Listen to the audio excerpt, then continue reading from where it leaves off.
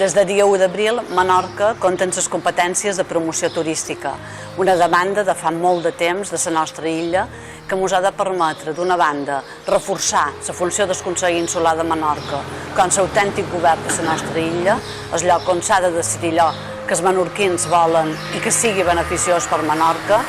i d'altra banda, ens ha de permetre dur a terme una promoció turística diferenciada per fer de la nostra illa una destinació turística de qualitat i sobretot una destinació lligada al concepte de sostenibilitat.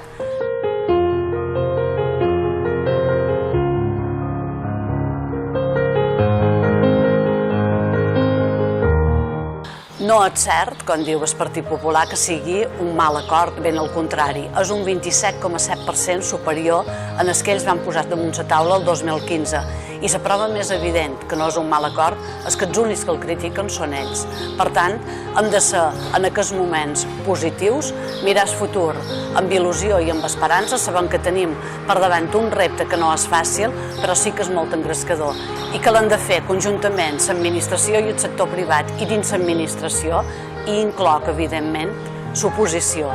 perquè és de la suma de tots els sectors, és en l'aportació